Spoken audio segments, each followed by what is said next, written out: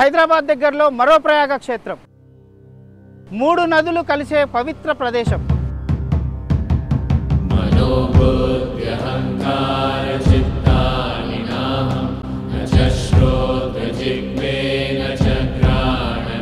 పారే నీటి మధ్యలో వెలిసిన శివయ్య.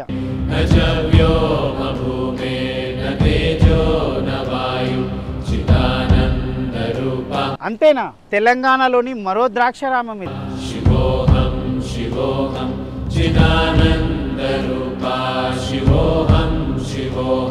లింగం కంటే ఎత్తులో వరద వచ్చినా మునగని విచిత్రం. గంగ తెప్ప కట్టి చుట్టూ తెప్ప కట్టి నీళ్లు పోసేది. నీళ్లు పోసినా లింగం మునగపోయేది. నేరుగా కైలాసాన్నే చేర్చే ఆలింగనం.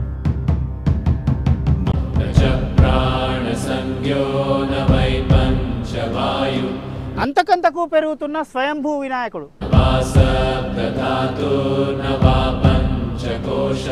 ఒకటా రెండా, ఎన్నో మహత్యాలు కలిగిన భీమేశ్వర లింగం.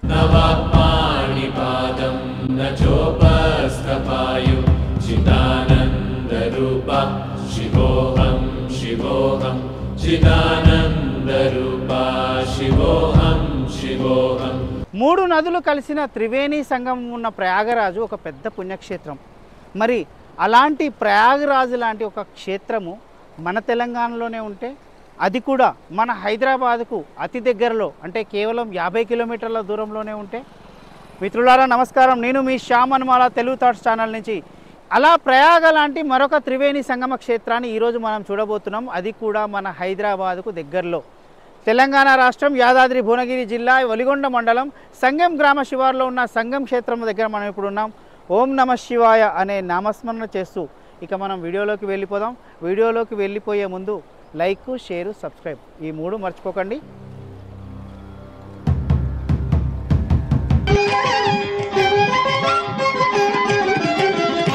భగవద్గీత 2వ అధ్యాయము సాంఖ్యయోగము 49వ శ్లోకం. దూరేణ హ్యవరం కర్మ బుద్ధియోగాత్ ధనంజయ బుద్ధౌ శరణమన్విచ్ఛ కృపణాః ఫలహేతవః. భావం: ధనంజయ, ప్రతిఫలాపేక్షతో ఆచరించే కర్మ నిష్కామ కర్మ కంటే హీనం. ఫలితం ఆశించి కర్మ చేసేవాళ్ళు అల్పులు. అందువల్ల నీవు సమబుద్ధిని ఆశ్రయించు. మిత్రులారా, మనం వెళ్లాల్సిన క్షేత్రము హైదరాబాద్ ఎల్బీ నగర్ చౌరస్తా నుంచి 56 కిలోమీటర్ల దూరంలో ఉంటుంది. ఎల్బీ నగర్ నుంచి విజయవాడ హైవేలో వచ్చే చౌటుప్పల్ పట్టణంలో బస్టాండ్ దాటిన తర్వాత వచ్చే లెఫ్ట్ రూట్కు, అంటే దీన్నే సంగం రోడ్ అంటారు, ఇక్కడ రామాలయం ఆర్చ్ కూడా ఉంటుంది. ఇదిగో ఈ రోడ్లోకి తీసుకొని 16 కిలోమీటర్లు వెళ్తే చిన్న కొండూరు, పెద్ద కొండూరు గ్రామాలు దాటిన తర్వాత సంగం ఊరు వస్తుంది. ఈ ఊర్లో నుంచి ఇలాగే భువనగిరి రూట్లో వెళ్తుంటే ఇదిగో ఈ సంగం బ్రిడ్జి తగులుతుంది. మూసీ నది అందాలను చూస్తూ ఈ బ్రిడ్జి దాటుతున్నప్పుడే ఎడమవైపు కొత్తగా వేసిన ఈ మట్టి రోడ్డు కనిపిస్తుంది. ఈ రోడ్లో వెళ్తే భీమేశ్వరుణ్ణి చేరినట్లే.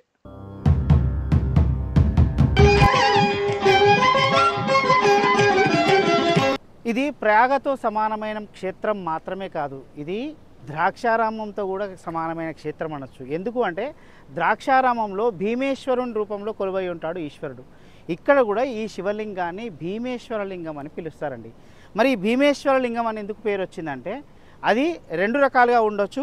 ఒకటి, ఈ సైజు చాలా భారీగా ఉండడంతో భారీగా ఉన్న ప్రతి దాన్ని భీమునితో పోలుస్తారు కాబట్టి భీమేశ్వరుడిగా అని పిలుచుండొచ్చు.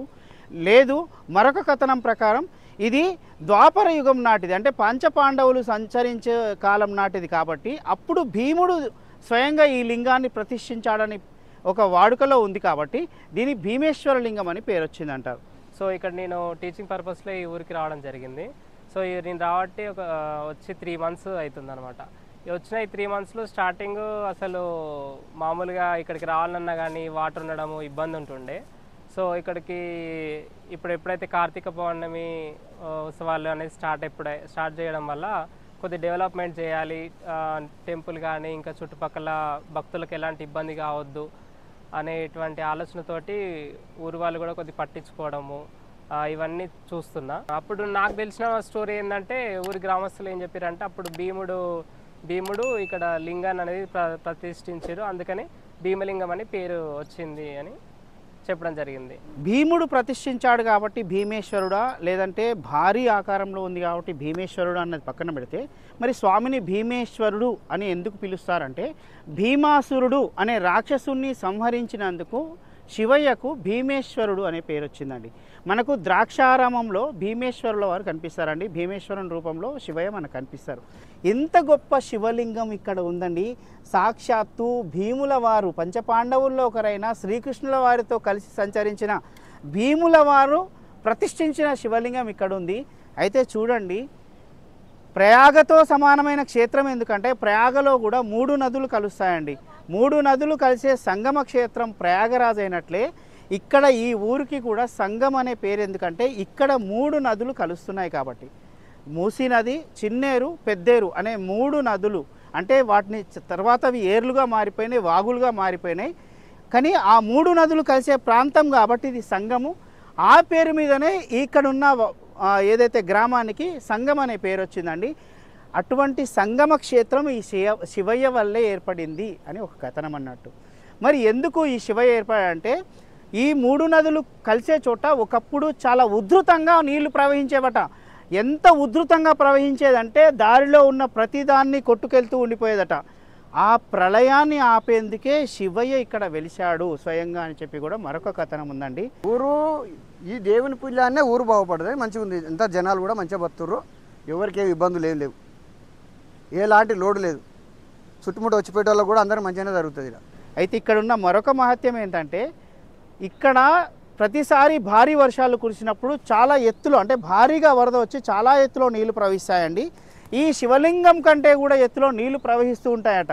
అంటే మనకు ఒక ఉదాహరణ చెప్పాలంటే, ఈ శివలింగం ఎదురుగా ఉన్న స్తంభానికి ఉన్న మీటర్ కంటే ఎత్తులో కూడా, కరెంటు మీటర్ కంటే ఎత్తులో కూడా నీళ్లు ప్రవహించేదట. అయినా సరే ఈ శివలింగం మాత్రం పైకి కనిపిస్తూ ఉండేదట. ఏంటి మహత్యం? దీని వెనుక ఏంటి కారణం అంటే, కొందరు పెద్దలు చెప్తుండేవారు, అటువంటి భారీ వరద వచ్చినప్పుడు ఈ శివలింగం చుట్టూ సుడిగుండాలు ఏర్పడి నీటి వరద శివుణ్ణి తాకకుండా, ఈ శివలింగాన్ని తాకకుండా కాపాడుతూ ఉండేవట. ఇది కాదా అండి శివయ్య మహత్యము? ఇది కాదా దేవుడు ఉన్నాడు అనడానికి సాక్ష్యము? మీరు చెప్పండి ఒకసారి. గంగ తెప్ప కట్టి చుట్టూ తెప్ప కట్టి నీళ్ళు పోసేది. నీళ్ళు పోసినా లింగం మునగపోయేది. తెప్ప తెగిపోయేది కానీ నీళ్ళు మునగపోయేది. అంతే. గంగ తెప్ప అంటే చుట్టుముట్టు కాలం కాకపోయేది కదా. కాలం కాని టైంలో తెప్ప కట్టిర్రు. చుట్టుముట్టు ఇది రేగడ బురద అది తీసుకొచ్చి మట్టితోటి కట్టేది. భక్తులందరూ కట్టి నీళ్ళు వస్తే తెగిపోయి వర్షాలు పడేది. అప్పుడు వర్షాలు పడడం కోసం వర్షాలు పడతలేవు, కాలం అవుతలే అని అట్లా కొంచెం చేసిరు అన్నట్టు. ఇంత కూడా ఎంత వాటర్ వచ్చినా ఏం మునగదు. ఇప్పుడు ఎంత ఎంత వాటర్ వచ్చినా కొంచెం కూడా మునిగేది ఏముండదు. కొద్దిగానన్నా కొంచెం బెత్తడన్నా ఉంటుంది ఖచ్చితంగా. నువ్వు మేము ఆ కట్టెక్కి చూసినప్పుడు మాకు కనిపిస్తుంది, ఏమాత్రం లింగం మునగదు. ఇప్పుడు వచ్చి దర్శనం చేసుకుని కొబ్బరికాయలు కొట్టి పోతున్నా. మళ్ళా సారు ఊరకు నేను అనుకున్న కోరిక అయితే నేను కథ చెప్పించుకొని బియ్యం పోసి, దేవుని బియ్యం పోసి, నేను బియ్యం పోసుకొని ఈయన వండుకొని తినిపోతాను. ఇప్పుడు చేసిరన్నమాట ఊరోళ్ళు పట్టించుకొని. మాకు ఏలూరుకి ఎందుకు పోవాలా, మన ఊళ్ళోనే మంచి చేసుకుంటే 4 వస్తారని అంత మంచిగా అనిపిస్తుంది. శివలింగం మునగదు, ఎన్ని నీళ్ళు వచ్చినా అంటారు. మునగదు. మీరు కూడా చూసారా? మునగదు. అట్లా ఎట్లా మునగకుండా ఉండేది? అది భగవంతు అంటే ఏమైనా సుడిగుండాలు ఏర్పడడం అట్లా అయ్యేదా? కావచ్చు, కానీ వాటర్ వచ్చినా అది అవ్వడా పోయేది. మరి ఇప్పుడు డ్రోన్ కెమెరా ఉంటేనేమో చూదు, డ్రోన్ కెమెరా అనేది లేదు కదా అప్పుడు. అయితే ఆ స్వయంగా ఆయన ప్రతిష్ఠించిన భీముడే ఈ శివలింగాన్ని అల్లుకుంటే అందుకోలేకపోయాడట. చూడండి, ఈ శివలింగాన్ని ఇలా చుట్టూ పెట్టుకుంటే అందుకోలేకపోయాట. అయితే కొన్ని నెలల క్రితం ఒక పూజారి ఈ శివలింగాన్ని చుట్టుకోగలిగారట. చూడండి ఎంత విశేషము. ఆయన ఎంత పుణ్యాత్ముడై ఉంటాడు, గొప్ప పురుషుడై ఉంటాడు. ప్రతిరోజు స్వామికి, శివునికి చాలా భక్తితో పూజలు చేస్తే ఆ స్థాయి ఆయనకు వచ్చి ఉంటుంది. చూడండి, ఈడ శివలింగము ఎవరికి అమరుకున్న పట్టు దొరకదు. ఒకటి భగవంతుడి కోరిక ఉన్నోళ్లకు, భగవంతుని కోరిక ఉన్న వాళ్ళకు అబ్బుతుంది. సరచ్చమైన భక్తి మీద ఉన్న వాళ్ళకి మాత్రమే అబ్బుతుంది. ఎవరికో ఒకరికి, అది అందరికి రాదు. ఒకసారి ఒక ఆయనకు అబ్బింది, ఆయన పూజారి. అయితే ఇలా ఎందుకు అందుకోవాలంటే దానికి ఒక కారణం ఉంది. ఎవరైతే కర్మఫలం ముగిసిన వారు, అంటే ఇక వాళ్ళకి మోక్షమే కారణం అన్న వాళ్ళకు మాత్రమే ఈ శివలింగాన్ని అల్లుకుంటే చేతులు అందుతాయట.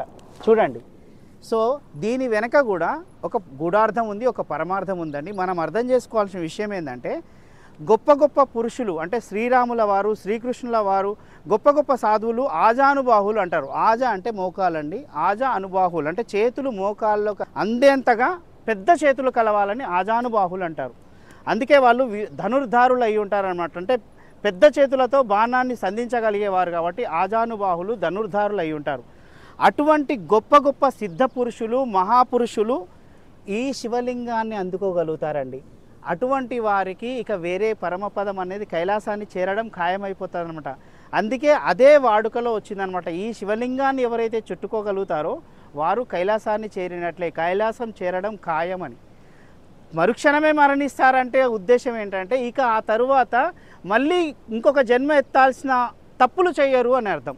ఎప్పుడైతే మన పాపాలన్నీ నశిస్తాయో మనం మోక్ష మార్గంలోకి వెళ్తామో అప్పుడు ఇక మరో జన్మ ఉండదు. కాబట్టి కైలాసాన్ని చేరడమే పరమపదం అండి. కైలాసం అంటే వేరే కాదు. కాబట్టి ఈ శివలింగాన్ని చుట్టిన వారు కైలాసాన్ని చేరినట్లే అనే ఉద్దేశం అనమాట, ఇది అనమాట. అయితే ఈ గొప్పతనం తెలీదు కాబట్టే ఇన్ని రోజులు ఈ శివయ్యకు జనంలో తెలియదండి, నానుడి కాలేదు. కానీ ఇప్పుడు ఈ మధ్య ఈ శివయ్య గొప్పతనం అందరికీ తెలిసి సాక్షాత్తు ముఖ్యమంత్రి రేవంత్ రెడ్డి గారు కూడా వచ్చి గత డిసెంబర్లో ఈ స్వామివారిని దర్శించుకున్నారు. ఆ తర్వాత ఇక్కడి గ్రామ పెద్దలు వీళ్ళందరూ కలిసి ఈ రోడ్డు కూడా వేయడం. ఈ రోడ్డు వేయక ముందు చాలా కష్టపడి భక్తులు ఇక్కడికి వచ్చేవారండి. ముఖ్యంగా వరద వచ్చినప్పుడైతే ఇక శివయ్యను దర్శించుకోవడానికి అవకాశమే ఉండేది కాదు. కానీ మామూలు రోజుల్లో మాత్రం మోకాల్లోతు నడుములోతు నీళ్లలో ప్రమాదకరమైన పరిస్థితుల్లో బండల మీదగా నడుస్తూ కూడా వచ్చి ఇక్కడ స్వామివారిని దర్శించుకునేవారు. సో గత ఏడాది సీఎం రేవంత్ రెడ్డి గారు కూడా రావడం జరిగింది.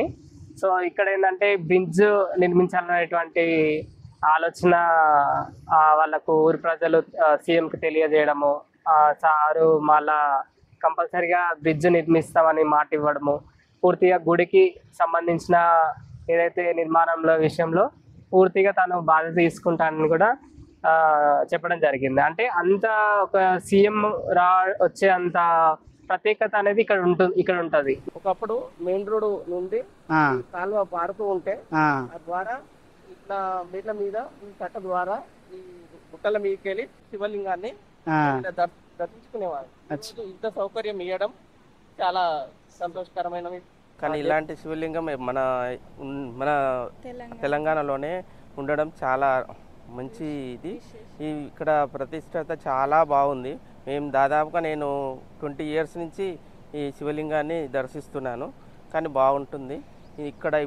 ఈరోజు ఇప్పటి వరకు అయితే ఇటువంటి సౌకర్యం ఇవ్వడం చాలా మంచిది.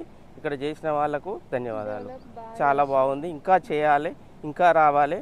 ఈ శివలింగం యొక్క పవిత్రతను అందరూ తెలుసుకొని ఈ శివలింగాన్ని మన శివలింగం అనేది మునిగిపోదంట. కొంచెమైనా పైన ఉంటుంది. ఎంత వాటర్ వచ్చినప్పుడు అది కొంచెం అన్నా కనబడుతుంది కానీ మొత్తం మునిగిపోదు ఆ శివలింగం. అదే ప్రత్యేకత ఈ శివలింగాన్ని. చూడండి, నా భాగ్యం ఎటువంటిదో. ఈ భీమేశ్వర లింగాన్ని దర్శించుకోవడానికి వస్తున్నా అనగానే నాకు ఇంట్లో గంగాజలం సిద్ధంగా ఉందండి. త్రివేణి సంగమానికి సంబంధించిన నీళ్లు కూడా నా దగ్గర సిద్ధంగా ఉండే. సో ఈరోజు ఈ స్వామివారిని అభిషేకించడానికి పనికొస్తాయని చెప్పి ఈ నీళ్ళు కూడా తీసుకొని రావడం జరిగిందండి. నిజంగా శివయ్య నాకు ఈ అవకాశం కల్పించిందని నేను అనుకుంటున్నా.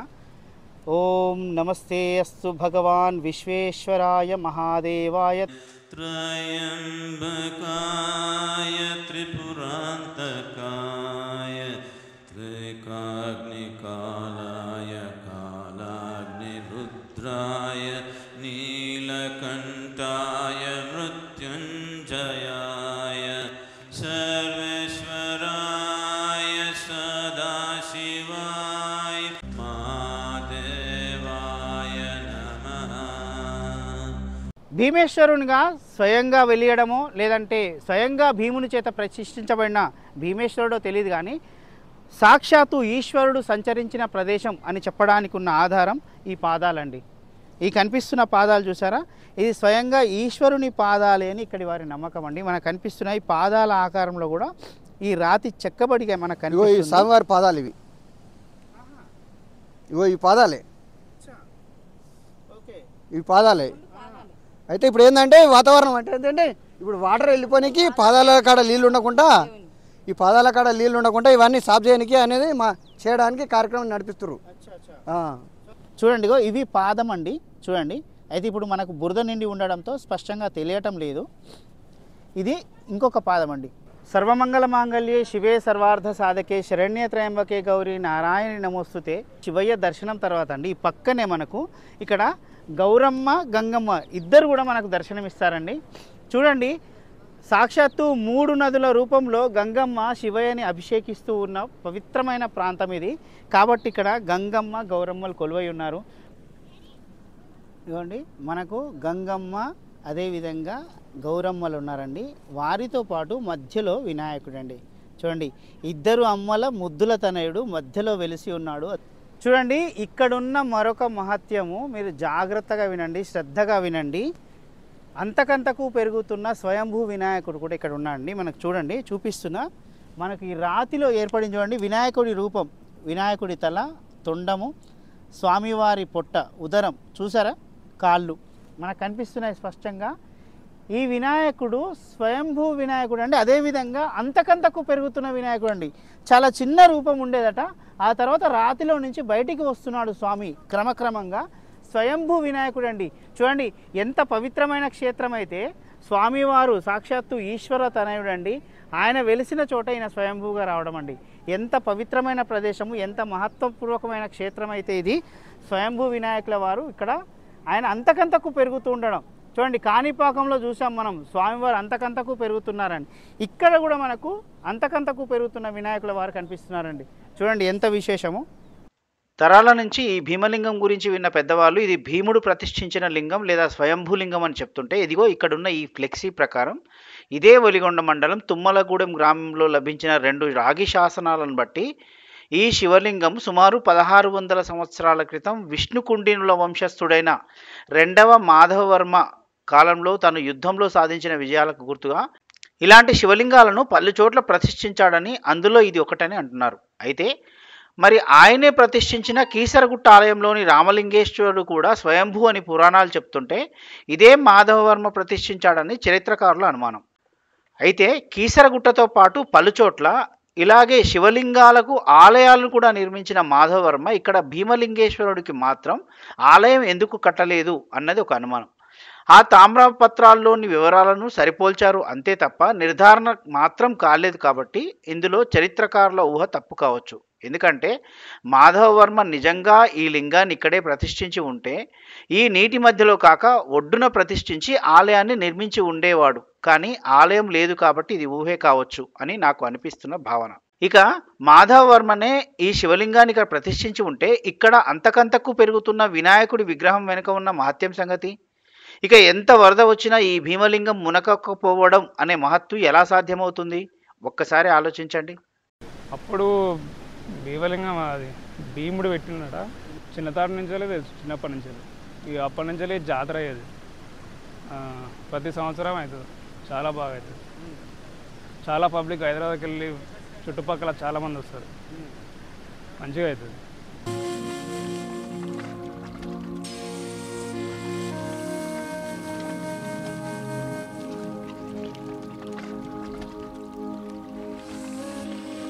ఇక మీరు ఇక్కడికి రావాలంటే మాత్రం స్వంత వాహనాలు ఉన్నవారు చాలా సులభంగా ఈ ప్రదేశాన్ని చేరుకోగలుగుతారు.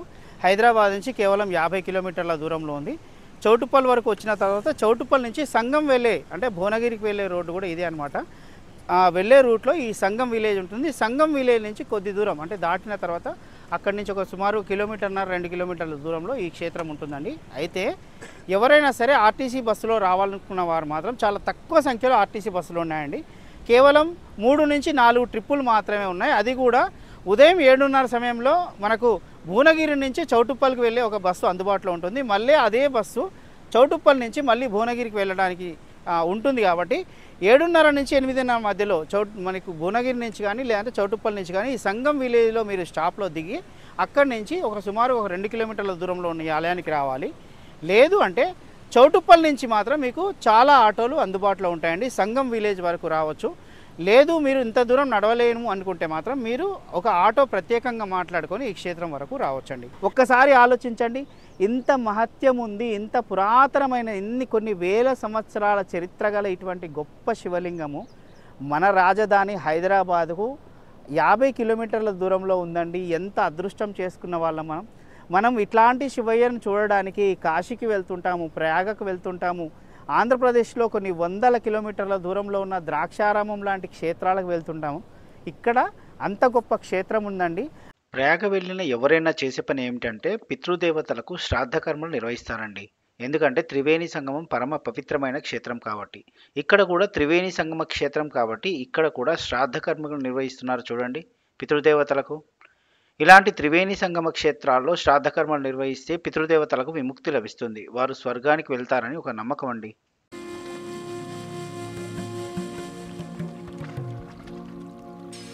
సో మనకు భీమేశ్వరుని దర్శించుకున్న తర్వాత ఈ 3 నదుల సంగమ క్షేత్ర దర్శనం తర్వాత మనం బయటికి వస్తే ఈ బ్రిడ్జి పక్కనే అండి మనకు ఇక్కడ పెద్దమ్మ తల్లి ఆలయం ఉంది.